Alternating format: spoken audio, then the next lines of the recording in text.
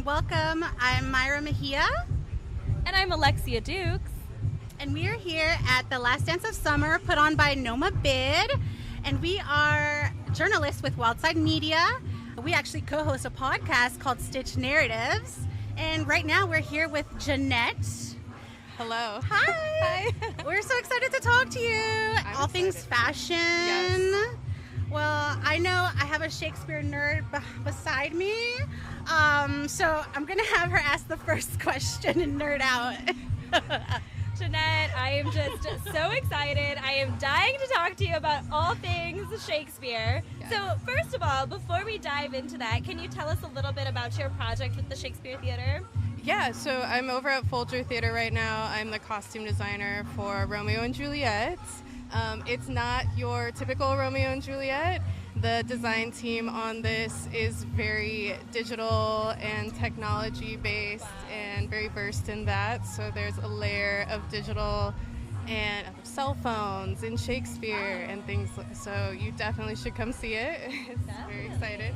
So this isn't set in the Elizabethan era. No, Okay. but the clothes, I did pull a lot of inspiration from that era, also from this being a metaverse where we have Verona as the original location in the script, and then DC. We have a lot of DC streetwear, Elizabethan, and some cuts, if you know what a Watteau pleat is, like iconic like back drape. There's things of that nature, so I'm very excited. And then, of course, everything needs to look expensive. These are nobility. These are royalty people. So it is fair Verona where we lay our yes, scene. yes. So I really did pull from Italian designers, Dolce & Gabbana, Prada, Gucci, Versace, like all of it. And I was just like living life in all the fabrics. Because we don't have the nobility or royalty budget, a lot of this is thrifted and turned couture in our own theatrical way. So I'm very excited. I had, as a costume designer who is dabbling in fashion, I do love making clothes my own thing and doing and making sure it's comfortable for people as well. So Where did you source most of a lot of your clothing? You said it was a lot of secondhand? yeah, so we started in Folger's costume shop, costume stock. I pulled some things from my own stock. I sourced from, there's a suit store that I really love and recommend called What About Suits, which there's a location in Baltimore and in College Park. Oh. Yeah, in the Greenbelt Mall, and I absolutely love them. They have really wacky brocade, beaded types of suits. So so things that came from there. And then, thrift shops from Baltimore are really great. We have the Avenue on 34th Street, so I just went to my places and found all these different cuts for them. That sounds like so much fun. It is, yes. I do love the shopping part of it. That's really cool because I don't think that people oftentimes think of your hometown Baltimore as a fashion city.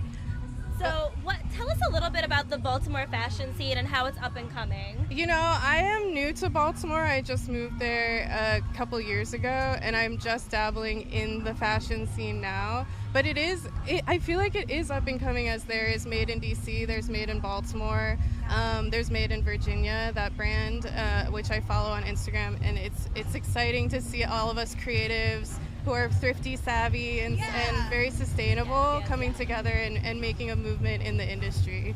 Yeah. I would love to know who is your favorite Romeo and Juliet character right now, and what did you put them in for this iteration of the play? Okay, iconically, I love Mercutio. Yes! Because I do feel like on the Montague side, but Tybalt is really speaking to me. Tybalt was a gangster. Yeah, and not to spoil it, but our version, Tybalt and Mercutio, are played by women. Oh my God. So cool. So we got silky tops, chests out, gold jewelry dripping, they're kind of fighting in my brain right now. That's iconic. I am so excited. Like you got me sold. I need to go. You need to come and see it. I'm not literature girl. But Yeah, I need to go. We gotta get some tickets, Myra, because Yeah, we're going. Just together. go. Yeah. Okay, so did you mention that you were new on the fashion scene? I am, yes. In what way? In terms, well, I started my own brand as a way to give myself as a costume designer an outlet for my artistry, being clothes, being Yeah. wearable art. I just participated in New York Fashion Week this 2 weeks ago now. What is time? Congratulations. Thank you. That is huge. Yes, and so I started a sustainable brand called Ronnie X, RonnieX.com, and my first collection, Blossom, is all about self-expression, a little bit of edge, a little bit of rebellion, and my slogan is, if you like it, wear it. So there's really, it's gender fluid, you know, it's, good. if you love it, that's how clothes should not be traumatizing, I think. Yeah, They should fit well, they should make you feel empowered, and that's really what I try to do in my work. That's amazing. I love that you said that. That was why we started Stitch Narratives, because we really we're talking a lot about how fashion is not just something that like you get up and you throw on. A lot of it does have trauma and does have identity attached to it. One thing I love to ask people is to tell us a little bit about your culture and how you put your culture on your body. Yeah, and culture as in like who am I and where I come from. Yes. So I'm originally from New York. Grew up in Arizona. My mom is from the Philippines, so I gravitate towards natural fibers and things. So in terms of culture, I love that. But I come from a very inclusive, like love is love, and there's really no hate around that. And fashion was always a form of expression for all of us. And I kind of jumped on that as like, oh, this is what I want to do. This is where I come from. So the culture that I put into it is just very much that, very inclusive, very empowering, and for the people. A culture of love. A culture of love, indeed, yes. That's amazing. Yes. I hear your work is very inclusive as well, and your podcast is interesting too. Thank you Yeah. so much. Yeah, I mean, we certainly try to be. Yeah. You know, I mean, there's a lot of identity going on between the two of us as well, as women, as queer women, as Latina women, as a half African American women. Like there's and it's definitely been a journey for both of us, and it's always amazing hearing about other people's journeys. You were talking a little bit about speaking of your journey, talking a little bit about your collection. Yes. So I would love for you to describe one of your favorite pieces that you've created. So my favorite piece is called Iris. It's a halter dress gown that can double as a short dress, but I put an extra ruffle to it. Like literally what you're wearing right now is gorgeous. And it pleats around the side, so it creates this idea and this visual of columns and pillars around the skirt, and it just moves so beautifully. And it's in a chartreuse brocade with some white floral details in it. Oh my goodness. That sounds beautiful. I do love it. Chartreuse. Yes. We love a chartreuse moment. Chartreuse. I love to drink chartreuse. I love to wear chartreuse. Yes. That's amazing. And I love movement in clothes. We love movement. You know? Yeah. Yes. And it just drapes over the body so lovely. good, yeah. It's so sexy. Oh my goodness. It's great. So, how was your first New York Fashion Week? How was that experience? Amazing. You know, as busy as it was, I really tried to live in the moment and take it all in.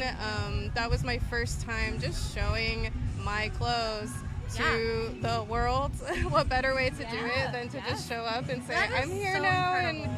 And there were a couple looks that were spin-offs of previous costume designs that so many people, and this is why I just love the community so much too, is they're the reason why I do it, because they're like, your clothes are great, go and explore that. And so it was like a couple spin-offs of past costume designs, and I love a good pantsuit and things like that. So it's fun, you know, it was fun, it was a lot. What was something you saw at New York Fashion Week that just took your breath away? There were other designers there that I was just like, how did you make this? How did you make this? And like, I'm blown away by young fashion designers and young creatives as I'm seeing, like, oh, you do make that yourself. In costume design, you work with artisans and you work with a whole team and it takes a village. But I feel in fashion design, unless you have a big couture house, it might just be you running the brand up until the beginning, right? So I think that's very impressive, and I'm blown away by that. Extremely impressive. I can't even crochet a chain, so running a whole fashion house and making your own clothes is absolutely incredible. I am a seamstress turned designer, so I do love to sew. Yeah, I take on a build or two every time I do a design. So. Tell us a little bit about that, because I think you might be maybe not the first person that I've met that's a seamstress turned designer, but certainly the first person that I've met that has used it that way. So how did you end up? How did I do it? Yes. I think because I didn't want to end up building somebody else's clothes. So, which is definitely a track that you can take and that people love to do, but that just wasn't for me. I really wanted to build. I love building for people as a collaboration or for myself. So I think that's why, as a design, I went design and stayed design. Yes. But occasionally, I just love building stuff. So I do, like to draft and pattern and make my own clothes. So. We're glad you're in design. The world needs more people who build a culture of love the way that you do. Thank you. Wait, going back to culture real quick, did you know that our Romeo and Juliet is Latine? So Juliet, there is a bilingual moment. Like, you're going to be watching Shakespeare in Spanish. And there will be subtitles and everything. So there's just, we're throwing a lot in here. Yeah, it's definitely not your old school Romeo and Juliet. It's a whole new vision. That's really, I love it. Everything about it seems very intentional, which Yes. I'm really impressed about. Yeah, director Raymond Caldwell is brilliant. He really came to this team with intention. Like, yes, there is a political message to it, but yes, there is mixed race and gender fluidity and things like that. And we're just like doing it. So I love working with this team. I mean, there was always a political message in Shakespeare. He performed plays for the Queen, who was always getting, people were always getting on her case about being a woman and running a country, which is so apt for this point in time, right? So it is really cool to see somebody coming in and almost sort of bringing back some of that original authorial intent to Shakespeare. Yes, that's awesome. Absolutely. Well, Jeannette, this has been absolutely so much fun. Oh my God. It's so great to meet you It has been great. Thank talking to you. Thank you so much. Thank you. Is there anywhere that you would like to, well, actually, where can we find you? Oh, sure. I mostly am on the gram, as the kids call it, at Jeannette with a 0. You can follow my brand, Ronnie_X_design. And then, of course, check out my website, ronnie-x.com. Blossom is on there. We are trying to make our first sale. So, Yes. we're trying. Everything is built in-house. Get your money, honey. Thank you. Get your bag.